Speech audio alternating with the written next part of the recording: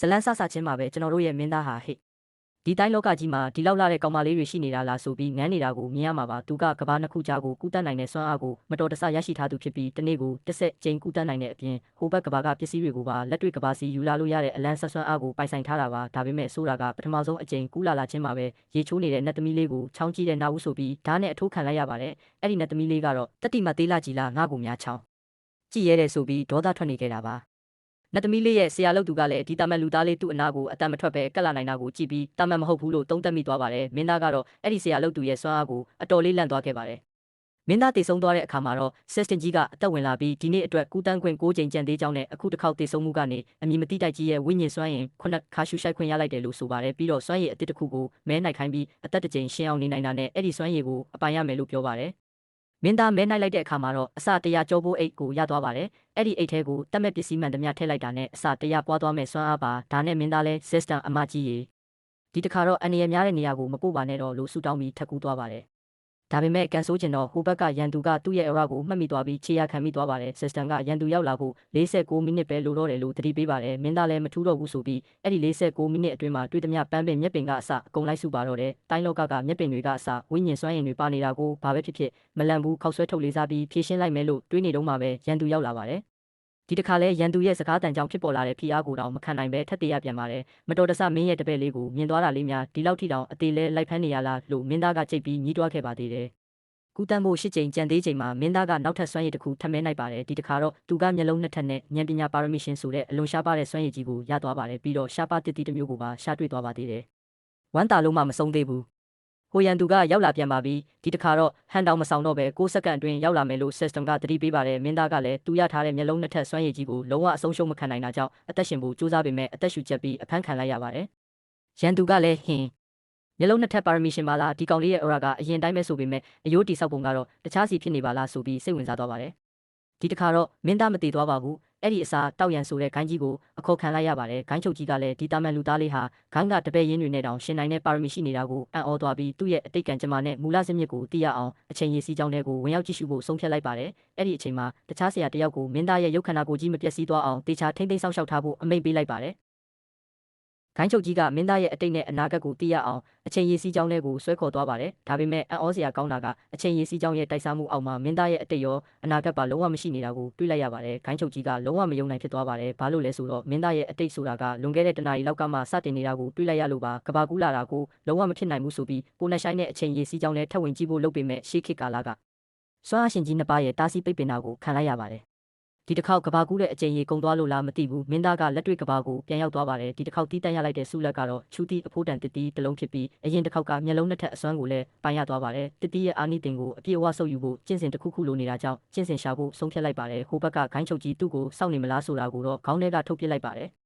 နောက်ထပ်တစ်ကြိမ်ကူးတန်းတဲ့အခါမှာတော့ဆက်ဆန်စီကနေအပြာရောင်အဆင့်ရှိတဲ့ခါပိုက်နိုင်အစွမ်းကိုရသွားပါတယ်အဲ့ဒီအစွမ်းနဲ့ပဲတိုင်းလောကသားတွေစီကနေမိုးဆက်ရွာသွန်းဓာတိုင်းဆိုတဲ့လှုပ်ဝက်တိုင်းစာအုပ်တအုပ်ကိုခက်တီတီနဲ့နှိုက်လာနိုင်ခဲ့ပါတယ်ဒီ system ကြီးကဂိမ်းတစ်ခုလိုပါပဲပိုနေတဲ့တိုင်းစာအုပ်တွေကိုဖျက်ဆီးလုပ်ပြီးအတွေ့အကြုံမှတ်တွေပြောင်းယူလို့ရတာကိုမင်းသားကကျွမ်းကျင်နေပါပြီစာအုပ်တွေကိုဖျက်ဆီးလိုက်တော့အတွေ့အကြုံမှတ်တွေရလာပြီးတိုင်းအဆင့်တက်သွားပါတယ်ဒါပေမဲ့နောက်တစ်ဆင့်တက်ဖို့အတွေ့အကြုံ6000ကျော်တောင်လိုသေးတာကြောင့်ကျင့်ကြံရတဲ့နှုံထားနေကွေးလုံးလို့ညီးတွားနေပါသေးတယ်ဒါပေမဲ့မျက်လုံးနှစ်ထပ်စွမ်းအားကြောင့်အခုဆိုသူများတွေရဲ့အားနည်းချက်ဟာကွက်တွေကိုရှင်းရှင်းလင်းလင်းမြင်နေရပါပြီအဲ့ဒီနောက်မှာတော့လမ်းမှာကောင်မလေးတယောက်ကိုဒုတိယအကိုလို့ခေါ်တဲ့လူမိုက်ကောင်းဆောင်နဲ့သူ့တပည့်တွေကအနိုင်ကျင့်နေတာကိုတွားတွေ့ပါတယ်စားစရာတွေလူယူယုံတင်မကပဲကောင်မလေးကိုပါမကောင်းတာလုပ်ဖို့ကြံရွယ်နေကြတာပါဒီအချိန်မှာပဲမင်းသားကပညာရှိစာတင်သားပုံစံဖမ်းပြီးဝင်ခဲ့ပါတော့တဲ့လူမိုက်တွေကမင်းသားကိုကြည့်ပြီးဒီစာတင်သားလေးကအသက်မရှင်ကျင်တော့ဘူးလားတစ်ဆွေးတုံးကြီးကင်ပြီးငါတို့ကိုလာရှင်ကျင်နေတာလားဆိုပြီးလှောင်ပြောင်ကြပါတယ်မင်းသားကတော့ငါသားတိုင်းကိုစမ်းဖို့နေရာမရှိဖြစ်နေတာမင်းတို့ကန်ဆိုတာပဲဆိုပြီးတစ်ဆွေးတုံးကိုဓာတ်ဖြစ်ပြောင်းကချက်ချင်းပဲဝင်ခုတ်ချလိုက်ပါတယ်မျက်လုံးနှစ်ထပ်စွမ်းအားကြောင့်တစ်ချက်တည်းနဲ့အကုန်လုံးလဲကျသွားတာပေါ့ကောင်မလေးကလန့်ပြီးသူတို့တည်သွားကြပြီလားလို့မေးတော့မင်းသားကခက်မိုက်မိုက်ပဲငါသားကအယမ်းမြန်နဲ့သူတို့မျက်စိရှိမှခဏလေးမှောက်သွားရုံတင်ပါလို့အထားကြကြပြန်ဖြေလိုက်ပါတော့တယ်မင်းသားကလူမိုက်တွေကိုရှင်းလင်းပြီးတဲ့နောက်ကောင်မလေးကိုရေနွေးစိန်စားလို့ရတဲ့စားစရာတချို့ခောက်ဆွဲထုတ်ဖြစ်ဟန်တူပါတယ်ပေးခဲ့ပြီးထွက်လာခဲ့ပါတယ်ဒီအချိန်မှာပဲခါပိုက်နိုင်အစွမ်းကလည်းသူ့ကိုယ်ထဲမှာအပြည့်အဝအသက်ဝင်သွားပါပြီ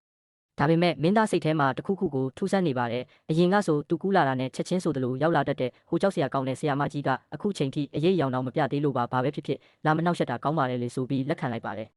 လမ်းမှာသွားနေတော့လူတွေစုပြီးအတင်းတုံနေတာကိုကြားလိုက်ရပါတယ်။နောက်3ရက်နေရင်နာမည်ကြီးတိုင်းကိုင်းတွေပေါင်းပြီးမကောင်းဆိုးဝါးကိုင်းကိုတွားရောက်နှိမ်နှင်းကြမယ့်အကြောင်းပါ။တယောက်ကမကောင်းဆိုးဝါးကိုင်းမှာရှမ်းထန်းမွေးရပါအဆင့်တိုင်းပညာရှင်ရှိနေတာကိုတွားတိုက်တာတည်ကျင်လို့လားလို့ပြောတော့နောက်တယောက်ကဝူတန်ကိုင်းကလူတယောက်လည်းရှမ်းချမ်းအဆင့်ကိုတက်သွားပြီလေလို့ပြန်ပြောနေကြပါတယ်။မင်းသားကတော့တိုင်းလောကကြီးကလည်းလက်တွေ့ကဘာလိုပဲအတင်းအဖျင်းတွေနဲ့ပြည့်ညက်နေတာပဲလို့တွေးပြီးရဲကျင်နေမိပါတယ်။အဲ့ဒီအချိန်မှာပဲလမ်းထိပ်မှာချင်းရှမ်းဂိုင်းကတပိတ်တစ်ခေါ်နေတယ်ဆိုတဲ့သတင်းကိုကြားလိုက်ရပါတယ်။မင်းသားကလမ်းဘေးကရတဲ့တိုင်းစာအုပ်လေးတစ်ခုနဲ့တင်ဒီလောက်ဆွမ်းနေတာနာမည်ကြီးဂိုင်းတစ်ခုကစစ်မှန်တဲ့ကျင့်စဉ်သားရရင်ဘလောက်တောင်လမ်းသွားမလဲဆိုပြီးတွားရောက်စီရင်ပေးဖို့ဆုံးဖြတ်လိုက်ပါတယ်။ဂိုင်းဝင်ခွင့်လက်ခံတဲ့နေရာကိုရောက်တော့လူသူတိတ်မရှိတာကိုတွေ့ရပါတယ်။တိုင်းဂိုင်းတွေကအသက်ငယ်လေးလက်ခံလေးရှိလေဆိုတာကိုသိထားတဲ့မင်းသားကဖောင်ပေါ်မှာသူ့အသက်ကိုရှစ်နှစ်လို့မျက်နှာပြောင်တိုက်ပြီးရေးချလိုက်ပါတယ်။စရင်ကောက်တဲ့သူကမင်းသားရဲ့ကြီးမားတောင့်တင်းနေတဲ့ခန္ဓာကိုယ်ကြီးကိုကြည့်ပြီးလုံးဝမယုံနိုင်ဖြစ်သွားပါတယ်။မင်းသားကလည်းကျွန်တော်ကတောရွာလေးကမူဆိုးတယောက်ပါအစားအသောက်ကောင်းလို့လူကထွားနေတာပါလို့အကြောင်းပြချက်ပေးလိုက်ပါတယ်။လူလိန်လို့ရပေမဲ့အယိုးကိုလိန်လို့မရတာကြောင့်စရင်ကောက်သူကအယိုးတက်တန်းကိုစမ်းသက်ကြည့်လိုက်ပါတယ်။ဒါပေမဲ့ထွက်လာတဲ့ရလက်ကြောင့်သူပိုပြီးအံ့ဩသွားပါတယ်။ဘာလို့လဲဆိုတော့အယိုးတက်တန်းကတစ်နှစ်လို့ပြနေလို့ပါ။မင်းသားကဒီကဘာကိုရုပ်ခန္ဓာကိုအစ်စ်နဲ့ကူးလာတာတစ်နှစ်ပဲရှိသေးလို့ဖြစ်နိုင်ပါတယ်။စရင်ကောက်သူကတော့သူ့ကိုယ်သူတိုင်းကျင်တာလွဲမှားပြီးအာယုံတွေချိုးယွင်းနေပြီလို့ထင်မှတ်ကမင်းသားကိုလက်ခံလိုက်ပါတော့တယ်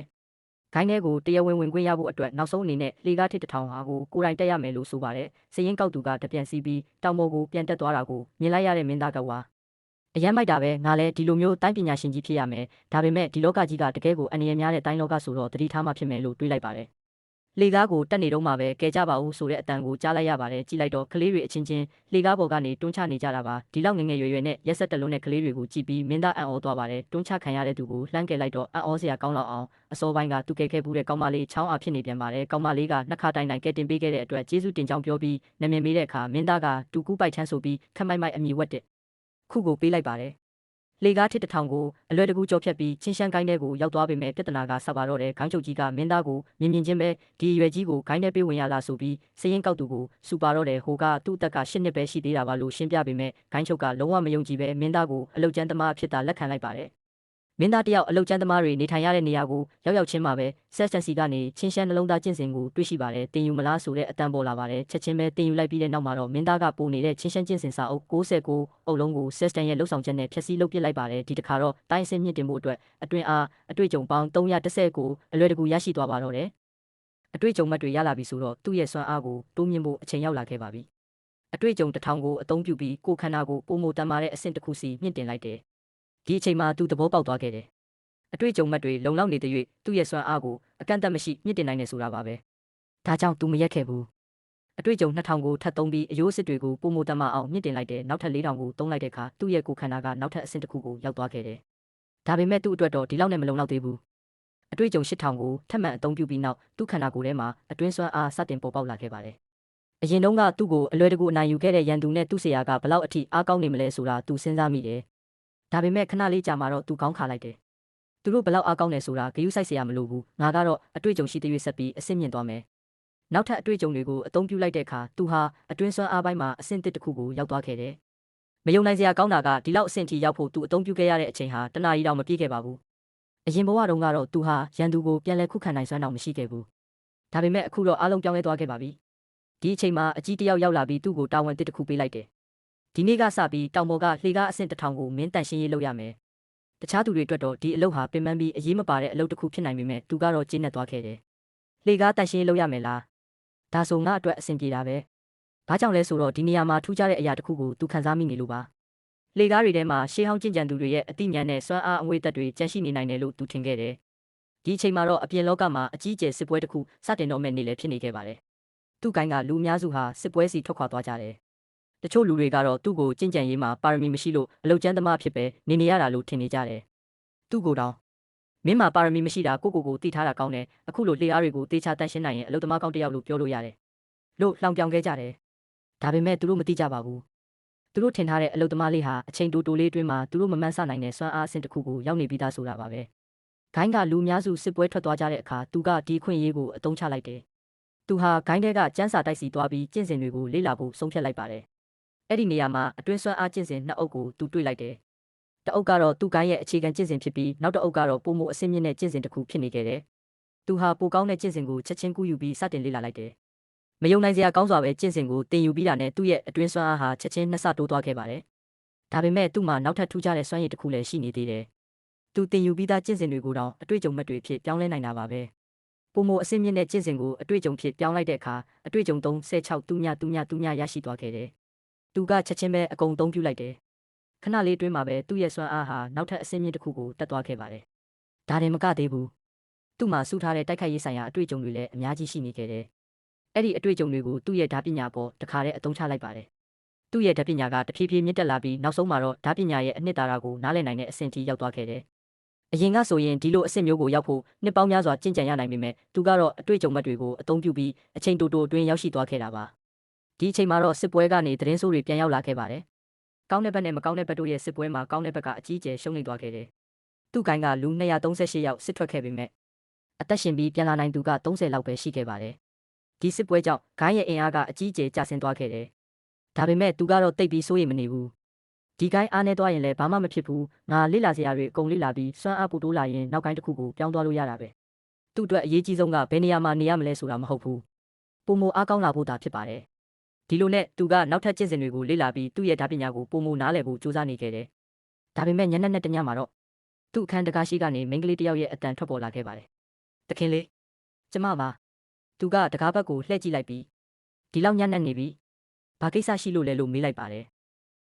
ယ်ဒီအချိန်မှာတော့သူဟာအရင်ကလိုတာမန်ကိုင်းသားတယောက်မဟုတ်တော့ပါဘူးသူ့ရဲ့အရေးချင်းတွေကြောင့်ဂိုင်းထဲမှာဆရာသခင်ကကိုယ်တိုင်လက်ခံထားတဲ့အထူးတပည့်တယောက်ဖြစ်ယာရုတက်လာခဲ့ပါတယ်တနေ့မှာတော့ကောင်းမလေးကသူ့စီကိုအလွန်အရေးကြီးတဲ့ကျင့်စဉ်စာအုပ်တစ်အုပ်ယူလာခဲ့တယ်တခင်လေးကျမအခုဆရာသခင်ရဲ့ကိုယ်တိုင်လက်ခံထားတဲ့တပည့်ဖြစ်လာပါပြီဒီစာအုပ်ကအထူးတပည့်တွေပဲလေ့လာခွင့်ရှိတဲ့အမြင့်ဆုံးကျင့်စဉ်ပါဒါပေမဲ့ဂိုင်းပြင်ကိုပေါက်ကြားသွားရင်ကျမရဲ့စွမ်းအားတွေဖျက်ဆီးခံရနိုင်တယ်လို့အသက်အန္တရာယ်တောင်ရှိနိုင်ပါတယ်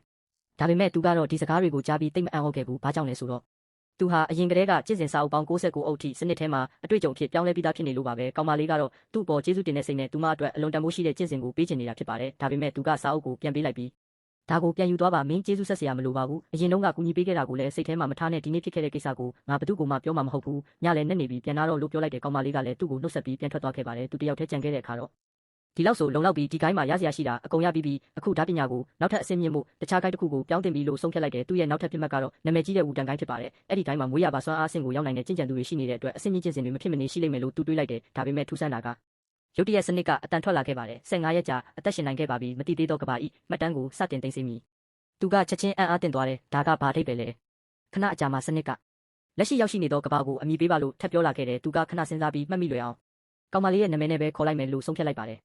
်စနစ်ကအမိပေးခြင်းအောင်မြင်ကြောင်းပြောလာပြီးလက်ရှိကဘာဤကြန့်ရှိသောအချိန်မှာ200ဖြစ်သည်လို့အတိပေးလိုက်တယ်ဒီအချိန်မှာသူနားလည်သွားခဲ့တယ်သူဖြတ်တန်းရတဲ့အချိန်တိုင်းဟာကဘာတစ်ခုလည်းမဟုတ်ပဲကဘာတစ်ခုစီဖြစ်နိုင်နေဆိုတာပါပဲဒါပေမဲ့ဒီကဘာကိုပို့ပြီးလေ့လာကြည့်လိုက်တဲ့အခါသူမျှော်လင့်ထားတယ်လို့မဟုတ်တာကိုတွေးလိုက်ရတယ်ဒါဆိုငါထင်ထားတဲ့ထူးခြားတဲ့မော်စွမ်းအားတွေကရောအံ့ဟုတ်ဖွယ်ကဘာကြီးကရောနောက်ဆုံးမှာတော့သူသဘောပေါက်သွားခဲ့တယ်ဒီကဘာဟာမော်ပညာနဲ့နတ်ဖျားတွေရှိတဲ့ကဘာမဟုတ်ပဲကိုခံပညာရှင်တွေချင်းချင်းရှင်ပြန်ကြတဲ့ကဘာတစ်ခုသာဖြစ်နေခဲ့တာပါဒီလိုနဲ့ခီးဆက်လာရင်လမ်းဘေးမှာရုတ်တရက်တစုံတစ်ယောက်နဲ့ပြဿနာတက်ခဲ့တယ်ဟေ့လမ်းဘေးမှာလူရှိနေတာမမြင်ဘူးလားသူကတော့ပြန်မပြောချင်ဘူးယောက်ျားကမိန်းကလေးနဲ့ရံမဖြစ်တာပိုကောင်းတယ်ထားလိုက်တော့ဒါပေမဲ့သူ့စိတ်ထဲမှာတော့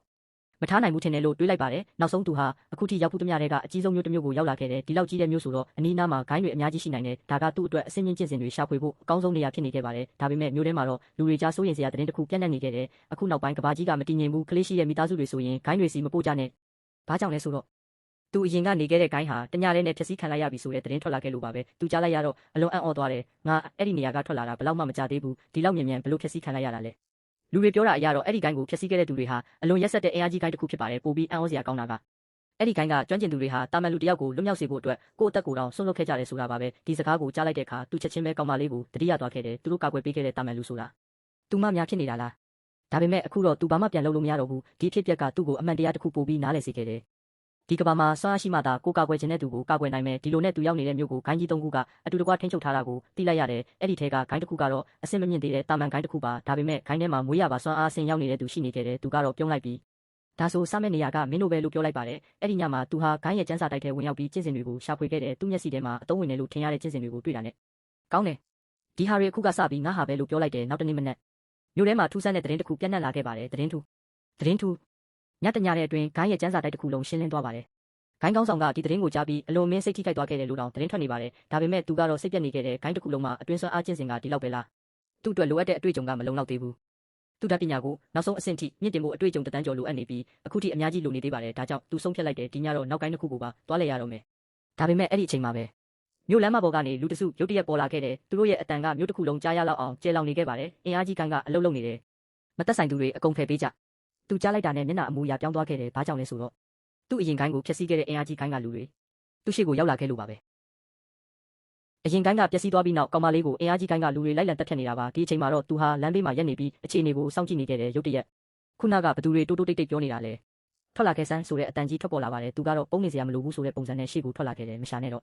့ငါပဲသူ့ကိုမြင်လိုက်တာနဲ့ရန်သူတွေဟာသူ့အဝတ်စားပေါ်ကအမတ်သားကိုတတိထားမိသွားခဲ့တယ်ဒါပျက်စီးသွားတဲ့အစိမ်းရောင်တောင်ကိုင်းကကြံရစ်သူပဲတက်ပြစ်ကြရန်သူတယောက်ကသူ့ဆွမ်းအားကိုစစ်ဆေးလိုက်တဲ့အခါအနှဲငယ်အံ့ဩသွားတယ်တာမန်လူတယောက်လို့ထင်ထားပေမဲ့သူ့ဆွမ်းအားကတော်တော်လေးမြင့်မားနေခဲ့တာပါဒါပေမဲ့ရန်သူကတော့မကြောက်ဘူးမင်းမှာစွမ်းရည်နည်းနည်းတော့ရှိတယ်ဒါပေမဲ့ကတ်ဆိုးတာကမင်းရဲ့ပြိုင်ဘက်ကငါဖြစ်နေတာပဲသူတို့နှစ်ယောက်တိုက်ခိုက်တော့မဲ့အချိန်အနီးနားကတဲခိုခန်းပိုင်ရှင်တောင်ကြောက်လန့်ပြီးထွက်ပြေးဖို့ပြင်နေခဲ့တဲ့ရန်သူတွေကိုကြောက်လို့တဲခိုခန်းကိုတောင်ဆွတ်ပစ်တော့မဲ့ပုံမှာပဲတဲခိုခန်းပိုင်ရှင်ကတော့တခင်ကြီးတို့ကျွန်တော်ကအစိမ်းရောင်တောင်ကိုင်းနဲ့ဘာမှမဆိုင်ပါဘူးလို့အလင်းမြန်ရှင်းပြနေခဲ့တယ်ဒါကိုကြားလိုက်တဲ့သူကတော့မျက်မှောင်ကျုပ်သွားတယ်ဒီလူတွေကဘသူလဲဆိုတာတော့မခွဲတတ်တော့ဘူးလားလို့တွေးမိသွားခဲ့တယ်နောက်ဆုံးတော့တိုက်ပွဲစတင်သွားခဲ့ပါတယ်ရန်သူကသူ့ကိုအလွဲတကူအနိုင်ယူနိုင်မယ်လို့ထင်ထားပေမဲ့ခဏလေးတွင်းမှာပဲသူ့ရဲ့ဓာတ်ချက်ကြောင့်မြေပြင်ပေါ်လဲကျသွားခဲ့တယ်သူကတော့ဘာမှမဖြစ်တယ်လို့တဲခိုခန်းပိုင်ရှင်ဘက်ကိုလှည့်ကြည့်ပြီးခမရဲ့ကျမ်းပြင်ကိုညစ်ပတ်သွားစေမိလို့တောင်းပန်ပါတယ်ဒါကိုကိုယ်တိုင်ပဲတန်ရှင်းလိုက်ပါလို့အေးအေးဆေးဆေးပြောလိုက်ပါတယ်ပြီးတော့အင်အားကြီးခိုင်းတစ်ခုလောက်ကိုဒီလောက်ကြောက်နေစရာမလိုပါဘူးလို့ပါထပ်ပြောခဲ့တယ်တဲခိုခန်းပိုင်ရှင်ကတော့သူ့ရှိမှဖြစ်သွားတဲ့အရာကိုမယုံနိုင်ခဲ့ဘူးအင်အားအဆင့်မြင့်တဲ့ကျွမ်းကျင်သူတယောက်ဟာဒီလောက်လွယ်လွယ်နဲ့အနိုင်ယူခံလိုက်ရတာပါပဲဒီအချိန်မှာတော့သူဟာကောင်မလေးနဲ့ပတ်သက်တဲ့သတင်းကိုထပ်ပြီးကြားလိုက်ရတယ်ကောင်မလေးကိုရန်သူတွေလိုက်လံတက်ဖြတ်ရင်ဒီအနီးအနားထိရောက်လာပြီဆိုတာပါသူကချက်ချင်းပဲသူမရှိနိုင်တဲ့နေရာကိုရှာဖွေဖို့ထွက်လာခဲ့တယ်တစ်ဖက်မှာတော့ကောင်မလေးဟာရန်သူတွေရဲ့လိုက်လံတိုက်ခိုက်မှုကြောင့်လေးရက်တိုင်တိုင်ထွက်ပြေးနေရခဲ့ပါတယ်ရန်သူတယောက်ကသူ့မရှိမှရက်ပြီးနောက်ဆုံးတော့မင်းကိုရှာတွေ့ပြီးလေးရက်လုံးလုံးလိုက်ရှာရတာတော်တော်ပင်ပန်းတယ်မင်းကတကယ်ပဲထွက်ပြေးတတ်တာပဲလို့ပြောလိုက်တယ်ကောင်မလေးကတော့ကျမကတာမန်လူတယောက်ပဲကျမတယောက်တည်းအတွက်ဘာလို့အင်အားအဆင့်မြင့်တဲ့လူနှစ်ယောက်တောင်လွှတ်လိုက်ရတာလဲလို့မေးလိုက်ပါတယ်သူမရဲ့လက်ထဲမှာတော့အရင်ကကိုကာကွယ်ဖို့အသုံးပြုနိုင်ခဲ့တဲ့ဂျေးမန်တစ်ချက်ရှိခဲ့တယ်ဒါပေမဲ့အခုတော့အဲ့ဒီမန်ကကွဲသွားခဲ့ပြီးသူမမှာနောက်ဆုံးအားကိုးစရာတော့မရှိတော့ပါဘူးရန်သူတွေသူမကိုတိုက်ခိုက်ဖို့ပြင်လိုက်တဲ့အချိန်ရုတ်တရက်ထူးဆန်းတဲ့အရာတစ်ခုဖြစ်ပေါ်လာခဲ့တယ်ရန်သူတွေဟာအနီးအနားကအရာတစ်ခုကိုမြင်လိုက်ပြီးချက်ချင်းနောက်ဆုတ်သွားခဲ့တယ်မဟုတ်ဘူးဒီနေရာမှာတစ်ခုခုမမှန်ဘူး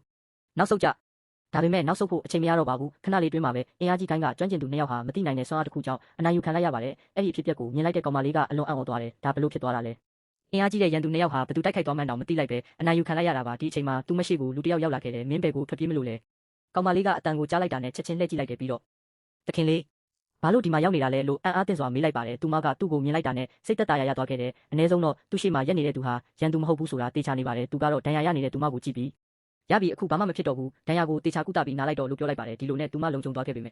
ဲ့သူကတော့နောက်တနေ့မနက်မှာအဲ့ဒီနေရာကနေတိတ်တဆိတ်ထွက်ခွာသွားခဲ့တယ်သူ့ကိုရှာဖွေနေတဲ့ကောင်မလေးကတဲခိုခန်းကလူကိုမေးလိုက်တယ်အဖြူရောင်စပင်နဲ့အနက်ရောင်ဝတ်ထားတဲ့တခင်လေးကိုတွေ့မိလားတဲခိုခန်းကလူကအဲ့ဒီတခင်လေးလားဒီမနက်စောစောကလေးကထွက်သွားပါပြီလို့ဖြေလိုက်ပါတယ်သူမကတော့အနှဲငယ်စိတ်ပြတ်သွားခဲ့တယ်ဘာမှတော့မပြောပဲထွက်သွားတာလားဒါပေမဲ့ဒီအချိန်မှာတော့သူကအခြားတနေရာမှာသူ့ရဲ့အတွေ့အကြုံမဲ့တွေကိုစစ်ဆေးနေခဲ့ပါတယ်အရင်ညကဂိုင်းတစ်ခုကိုတွားပြီးကျင့်စဉ်စာအုပ်တွေစုဆောင်းခဲ့ပေမဲ့သူမျောလင့်ထားတဲ့လောက်မရခဲ့ဘူးဒီဂိုင်းတစ်ခုလုံးမှာကျင့်စဉ်တွေဒီလောက်ပဲရှိတာလားမနေ့ညကငါအိတ်ချိန်တော့မယူပဲတွားခဲ့ရတာဒါပေမဲ့အတွေ့အကြုံမဲ့တွေကတော့လိုအပ်တဲ့ပမာဏပြည့်သွားခဲ့ပါပြီသူကချက်ချင်းပဲစနစ်ကိုအမိန့်ပေးလိုက်တဲ့အကုန်သုံးလိုက်ငါရဲ့ဓာပညာကိုမြင့်တင်မယ်အတွေ့အကြုံတွေအကုန်လုံးအသုံးပြုပြီးတဲ့အခါသူ့ရဲ့ဓာပညာဟာနောက်ထပ်အဆင့်တစ်ခုကိုရောက်ရှိသွားခဲ့ပါတယ်အခုတော့သူဟာအရင်ကနဲ့လုံးဝမတူတော့တဲ့ဓာတ်သမားတစ်ယောက်ဖြစ်လာခဲ့ပါပြီနောက်တနေရာမှာတော့နာမည်ကြီးတဲ့ဂိုင်းကြီးတစ်ခုရှိနေခဲ့တယ်သူကအဝေးကနေကြည့်လိုက်ပြီးရှေ့မှာနာမည်ကြီးဂိုင်းကြီးရှိနေပြီးဒီလောက်အထိရောက်လာမှတော့ဝင်ကြည့်ရမှာပဲလို့ပြောလိုက်ပါတယ်သူကြားကူးထားတာကလောကမှာနာမည်ကြီးတဲ့ကိုယ်ခံပညာအများစုဟာဒီဂိုင်းကြီးနဲ့ပတ်သက်နေတယ်ဆိုတာပါပဲဒါကြောင့်ဒီတစ်ခါတော့အရင်ကဂိုင်းသေးစားတွေထပ်ပို့ပြီးအဆင့်မြင့်တဲ့ကျင့်စဉ်တွေရနိုင်မယ်လို့မျှော်လင့်နေခဲ့တယ်ဒါပေမဲ့သူရောက်တဲ့အချိန်မှာပဲဂိုင်းရှိမှာလူနှစ်ယောက်ရက်နေခဲ့ပါတယ်သူတို့တွေကတယောက်ကတော့အဝေးနိုင်ငံကနေလာပြီးကျွန်ုပ်ဒီနေရာကိုကိုခံပညာနဲ့ပတ်သက်တဲ့အယူဆတွေဆွေးနွေးဖို့ရောက်လာတာပါလို့ပြောလိုက်တယ်ဒီလူတွေကဒီဂိုင်းကလူတွေမဟုတ်ဘူးစကားပြောပုံကြည့်ရတာတော့ဆွေးနွေးဖို့လာတာမဟုတ်ပဲစိန်ခေါ်ဖို့လာတာပဲဂိုင်းဘက်ကလူတွေကတော့ဒီနေရာမှာဒီလိုစိန်ခေါ်မှုမျိုးမလုပ်ပါဘူးကျေးဇူးပြုပြီးပြန်သွားပါလို့ပြောလိုက်ပါတယ်ဒါပေမဲ့တစ်ဖက်ကတော့နောက်ဆုတ်ဖို့မရည်ရွယ်ထားဘူးအမြန်ပြန်သွားပါမဟုတ်ရင်ကျွန်ုပ်တို့လည်းလက်မလျှော့နိုင်တော့ဘူးလို့ဂိုင်းသားတယောက်ကတတိပေးလိုက်ပါတယ်ဒါပေမဲ့အဝေးကလာတဲ့လူနှစ်ယောက်ကတော့ပြုံးလိုက်တယ်ပြီးတော့ဒီလိုပဲစကားနဲ့မဟုတ်ပဲကိုခံပညာနဲ့ဆွေးနွေးကြတာပိုကောင်းတယ်ဘသူကပိုတော်လဲဆိုတာလက်တွေ့ဆန်းကြည့်ကြရအောင်လို့ပြောလိုက်ပါတယ်နာမည်ကြီးရှောင်းလင်ကိုင်းရှိမှာအခြေအနေကပိုပြီးရှုပ်ထွေးလာခဲ့ပါတယ်။ဂိုင်းထဲကလူတွေကသူ့ကိုကြည့်ပြီးအထင်သေးနေကြတယ်။သူတို့ရှိမှာတော့အင်အားအဆင့်မြင့်တဲ့လူတစ်ယောက်နဲ့တာမန်လူတစ်ယောက်လို့ထင်ရတဲ့သူရှိနေခဲ့တာပါ။ဂိုင်းသားတွေကဒေါသအကြီးနဲ့ငါတို့ရှောင်းလင်ကိုင်းကိုလူမရှိတော့ဘူးလို့ထင်နေကြတာလား။လူနှစ်ယောက်ထဲနဲ့အတင်းဝင်လာပြီးငါတို့ဂိုင်းသားတွေကိုဒဏ်ရာရအောင်လုပ်သွားတယ်။ဒီနေ့တော့မင်းတို့ကိုသင်ခန်းစာကောင်းကောင်းပေးရမယ်လို့ပြောလိုက်ပါတယ်။ဒီအချိန်မှာသူကတော့အနှဲငယ်အကျက်ရိုက်သွားတယ်။ဘာကြောင့်လဲဆိုတော့သူကအရင်ကဂိုင်းကိုစိန်ခေါ်ဖို့လာတဲ့ခေါင်းတုံးကြီးနဲ့လုံးဝမဆိုင်ပါဘူး။ဒါကြောင့်ဟေ့မြန်ရှင်းပြလိုက်လေအဲ့ဒီခေါင်းတုံးကြီးနဲ့ငါတစ်ဖွဲ့တည်းမဟုတ်ဘူးလို့ပြောလိုက်ပေမဲ့ရန်သူတွေကတိုက်ခိုက်လာနေပြီဖြစ်ပါတယ်။သူကတော့အပြုံးလေးနဲ့ကောင်းပြီလာတာအတော်ပဲလို့ပြောလိုက်တယ်တိုက်ပွဲစတင်ပြီးမကြခင်မှာပဲရှောင်းလင်ကိုင်းကလူတွေအံ့အားသင့်သွားကြတယ်ဘာကြောင့်လဲဆိုတော့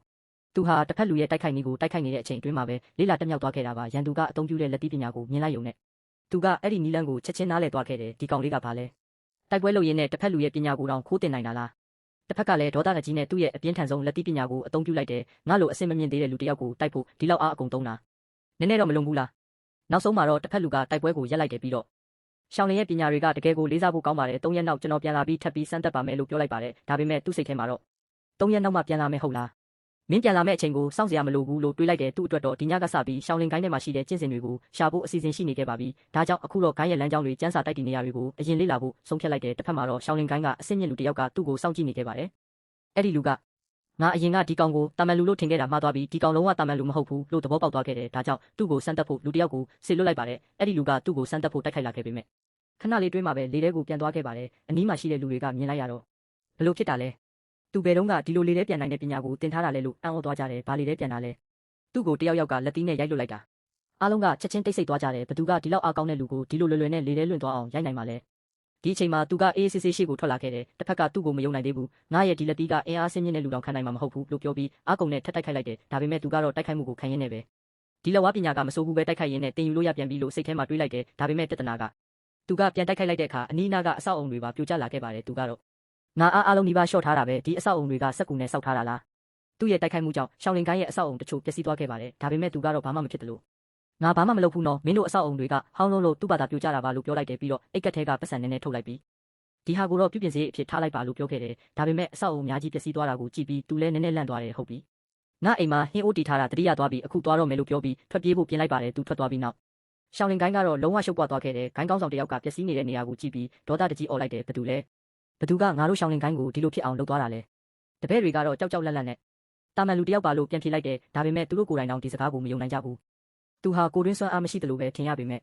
့တစ်ဖက်လူရဲ့ပညာတွေကိုတိုက်ခိုက်ရင်တင်ယူနိုင်တယ်ဒါအပြင်သူ့ရဲ့လက်သီးပညာကလည်းမယုံနိုင်တော့အောင်မြင်မာနေခဲ့တယ်ဒါကြောင့်ရှောင်းလင်ကိုင်းရဲ့အစင်းမြင့်ပုဂ္ဂိုလ်ကဒေါသထွက်သွားခဲ့တယ်ငါမျက်စိရှိကနေထွက်ပြေးမယ်လို့ထင်နေတာလားလို့ပြောပြီးသူ့ရဲ့အထူးကျင့်စဉ်တစ်ခုကိုအသုံးပြုလိုက်ပါတယ်ကောင်းကင်တစ်ခုလုံးကိုဖုံးလွှမ်းသွားတဲ့စွမ်းအားကြောင့်သူဘယ်နေရာကိုထွက်ပြေးသွားပါစေရှာတွေ့နိုင်အောင်လုပ်လိုက်တာပါအစင်းမြင့်ကျင့်စဉ်ကိုအသုံးပြုရလို့ပေးဆက်ရမယ့်အရာတွေရှိပေမ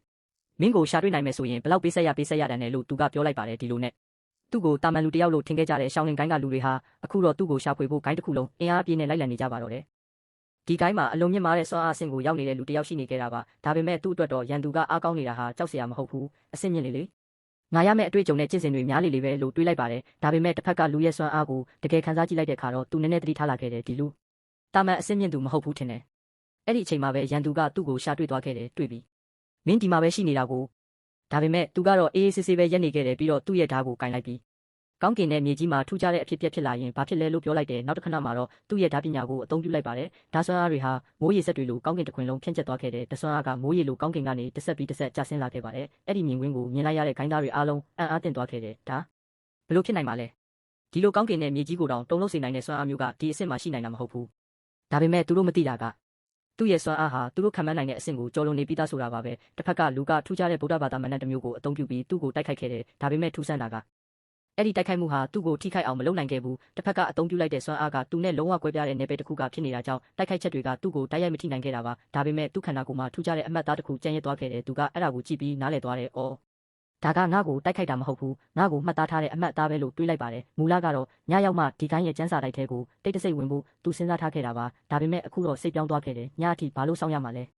အခုချက်ချင်းပဲသွားယူလိုက်တော့မယ်ဒီလိုနဲ့သူဟာကျန်းစာတိုက်ဘက်ကိုတန်တန်မတ်မတ်ထွက်သွားခဲ့ပါတယ်တစ်ဖက်မှာတော့ဂိုင်းထဲကအကြီးအကဲတွေကကောင်းကင်ဘော်ကမိုးကိုကြည့်ပြီးစိုးရိမ်နေခဲ့ကြတယ်ဒီမိုးကထူးဆန်းလွန်းတဲ့ရက်မဲ့ပုံလည်းမပေါ်ဘူးတယောက်ကတော့ဒီလောက်ကြောက်နေစရာမလိုပါဘူးမိုးပဲမဟုတ်လားလို့ပြောလိုက်တယ်ဒါပေမဲ့အကြီးအကဲတယောက်ကတော့ခေါင်းခါလိုက်တယ်ဒီမိုးအလွယ်တကူရက်မဲ့ပုံမပေါ်ဘူးဒီနေရာကနေတောင်ရွှေ့ပြောင်းမှုပြင်ထားရမယ်ဒါပေမဲ့မကြခင်မှာပဲသူတို့သဘောပေါက်သွားခဲ့တယ်အခုတော့ရွှေ့ပြောင်းမှုတောင်အချိန်မလုံလောက်တော့ဘူးဒါကြောင့်ဂိုင်းရဲ့ရှေးဟောင်းမွေးနှစ်တစ်ခုကိုထုတ်ယူလိုက်ကြတယ်ဒီအရာကိုယူပြီးတောင်အောက်ကိုချက်ချင်းဆင်းသွားဒါပေမဲ့သူ့အတွက်တော့အဲ့ဒီရှေးဟောင်းကျင့်စဉ်ကသာအရေးကြီးနေခဲ့တယ်သူဟာအဲ့ဒီကျင့်စဉ်ကိုမြင်လိုက်တာနဲ့ဒါကတော့တကယ်အဆင့်မြင့်ကျင့်စဉ်ပဲလို့စိတ်ထဲမှာဝမ်းသာသွားခဲ့တယ်အဲ့ဒီကျင့်စဉ်ကသူအရင်ကရရှိခဲ့တဲ့မြတ်ထက်အဆင့်ပုံမြင့်နေခဲ့ပါတယ်ဒီလောက်ကြီးမားတဲ့စွမ်းအားကိုပိုင်ဆိုင်ထားသူဆိုရင်တာမန်လူတယောက်မဖြစ်နိုင်တော့ဘူးဂိုင်းကလူတယောက်ကသူ့ရဲ့စစ်မှန်တဲ့စွမ်းအားကိုသိသွားတဲ့အခါချက်ချင်းကြောက်လန့်သွားခဲ့တယ်အရှင်ကျွန်တော်မသိပဲအမှားလုပ်မိခဲ့ပါတယ်အရင်ကတင့်ကိုအမှတ်သားတင်ခဲ့တာကျွန်တော်အမှားပါပဲခိုင်ခိုင်ကျွန်တော်လုပ်ပေးပါမယ်ဒီအချိန်မှာအရင်ကဂိုင်းကိုစိန်ခေါ်ဖို့ရောက်လာတဲ့လူတယောက်လည်းပြန်ပေါ်လာခဲ့တယ်ဂိုင်းသားတွေကသူ့ကိုမြင်လိုက်ပြီးဒါအရင်ကဂိုင်းကိုလာစိန်ခေါ်တဲ့တာမန်လူမဟုတ်လားသူဘာလို့ပြန်လာတာလဲလို့အံ့ဩသွားကြတယ်ဒါပေမဲ့အခုတော့ဂိုင်းဘက်ကလူတွေဟာသူ့ကိုတာမန်လူလိုမဆက်ဆံရတော့ဘူးအရှင်အားလုံးကျွန်တော်မှားပါကျွန်တော်လူတွေကိုကောင်းကောင်းမထိန်းသိမ်းနိုင်ခဲ့လို့ဖြစ်ပါတယ်လို့တောင်းပန်လိုက်ကြတယ်သူကတော့အေးအေးဆေးဆေးန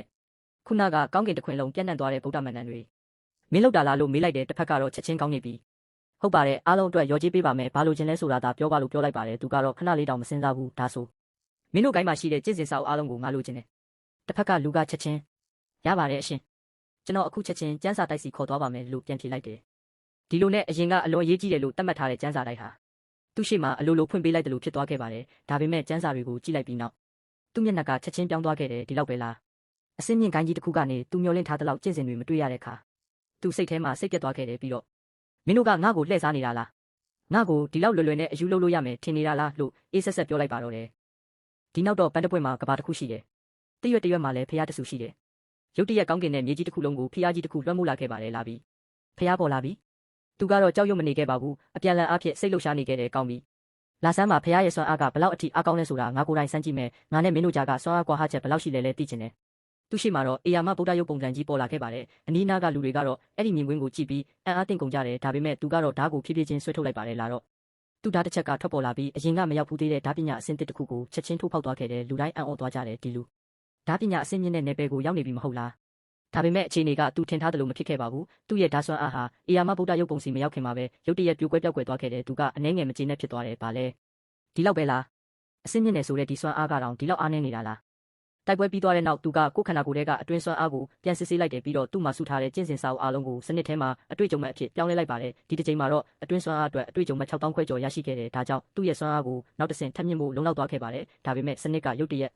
နောက်တစ်ဆင့်တက်ရန်အစမ်းတက်မှုတစ်ခုကိုဖျက်တမ်းရမည်လို့အတိပေးလိုက်တယ်သူချက်ချင်းအံ့ဩသွားခဲ့တယ်ဗာလဲ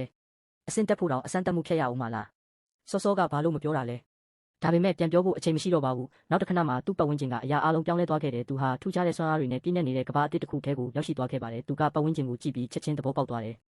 ဒီနေရာကတော့တကယ့်ကိုမော်ဆန်တဲ့ကြင်ကြံရေးကမ္ဘာပဲငါပြန်ရောက်လာပြီဒါပေမဲ့သူရောက်လာရုံနဲ့ပဲစနစ်ကသတိပေးချက်တစ်ခုထပ်ပေးလာခဲ့ပါတယ်မသိနိုင်တော့အင်အားကြီးတစ်စုံတစ်ယောက်ကတင့်ကိုစောင့်ကြည့်နေသည်သူကတက်ပြင်းချလိုက်တဲ့ဟာဒီကမ္ဘာရောက်တာနဲ့ထပ်ပြီးမျက်စိကျခံရပြန်ပြီလားခဏကြာမှတော့အဝေးကနေအတန်တန်ထွက်ပေါ်လာခဲ့တယ်ငါသိပြီးသားပါမင်းပြန်ပေါ်လာမယ်ဆိုတာသူ့ကိုလိုက်ရှာနေတဲ့အမည်မသိလူကပြောလိုက်ပါတယ်အရင်တစ်ခါကမင်းအချိန်စီးကြောင်းထဲမှာထွက်ပြေးလွတ်မြောက်သွားခဲ့တယ်ဒါပေမဲ့ဒီတစ်ခါတော့မင်းလွတ်မှာမဟုတ်ဘူးစနစ်ကလည်းချက်ချင်းသတိပေးလာခဲ့ပါတယ်ရန်သူရောက်ရှိရန်6 စက္ကန့်သာကြံရှိသည်သူကတော့မျက်ခုံးပစ်လိုက်တယ်ငါအရင်ကလိုမဟုတ်တော့ဘူးအခုငါစွမ်းအားကနောက်တစ်ဆင့်ကိုရောက်နေပြီငါ့ကိုအလွယ်တကူအနိုင်ယူလို့ရမယ်လို့ထင်နေတာလားရန်သူပေါ်လာတာနဲ့သူကဓာတ်ကိုဆွဲထုတ်ပြီးတစ်ချက်တည်းတိုက်ခိုက်လိုက်ပါတယ်ဒါပေမဲ့သူ့ရဲ့တိုက်ခိုက်မှုဟာရန်သူကိုမထိခိုက်စေနိုင်ခဲ့ပါဘူးတစ်ဖက်ကသူ့ကိုအေးဆက်ဆက်ကြည့်ပြီးကိုထက်ဘလောက်အားကောင်းနေတယ်ဆိုတာသိရနဲ့ငါ့ကိုဓာတ်ထုတ်ရဲတယ်လားဒီလိုတိုက်ခိုက်မှုကကလေးကစားတာထက်တောင်မတန်ဘူးလို့ပြောလိုက်တယ်သူကတော့နောက်ထပ်တိုက်ခိုက်ဖို့ပြင်နေခဲ့ပေမဲ့ရုတ်တရက်ထူးဆန်းတဲ့အရာတစ်ခုဖြစ်သွားခဲ့ပါတယ်ရန်သူရဲ့ခန္ဓာကိုယ်ဟာသူ့အနီးကိုရောက်လာတာနဲ့မခံနိုင်တော့ပဲပြိုကွဲပြောက်ကွယ်သွားခဲ့တယ်သူကအံ့ဩသွားတယ်ခဏနေဦးငါဘာမှမလုပ်လိုက်ဘူးလေစဉ်းစားကြည့်လိုက်တဲ့အခါမှာသူနားလည်သွားခဲ့တယ်ရန်သူဟာသူ့ရဲ့စွမ်းအားအငွေ့သက်ကိုတောင်မခံနိုင်ပဲသူ့ဘာသာပြိုကွဲသွားတာဖြစ်နိုင်တယ်ဒါပေမဲ့သူမပြောနိုင်ခဲ့ပါဘူးဘာကြောင့်လဲဆိုတော့သူနဲ့တစ်ဖက်ကအင်အားကြီးသူတွေကြားမှာဘလောက်ကွာဟချက်ရှိလဲဆိုတာသူပို့ပြီးနားလည်သွားခဲ့တယ်ဒီကဘာထဲရောက်လာတိုင်းအင်အားကြီးသူတွေကသူ့ကိုစောင့်ကြည့်နေကြတယ်လို့ဖြစ်နေခဲ့ပါတယ်သူကစိတ်ပြတ်စွာနဲ့ငါဒီမှာအဆင့်တက်ဖို့ပိတ်မိနေပြီလားလို့တွေးလိုက်တယ်ဒါပေမဲ့ခဏလေးကြာမှတော့သူပြုံးလိုက်ပါတယ်ကောင်းပြီအခုတော့ငါမင်းတို့နဲ့မတိုက်သေးဘူးငါဘယ်သူမှမရှာနိုင်တဲ့နေရာမှာပုံပြီးလုံလောက်အောင်အားကောင်းလာတဲ့အထိစောင့်မယ်ပြီးတော့သူ့မျက်လုံးတွေအေးဆက်သွားခဲ့တယ်ငါတကယ်အနိုင်မယူနိုင်တဲ့သူမရှိတော့တဲ့အချိန်ရောက်ရင်မင်းတို့အားလုံးကိုပြန်လာတွေ့မယ်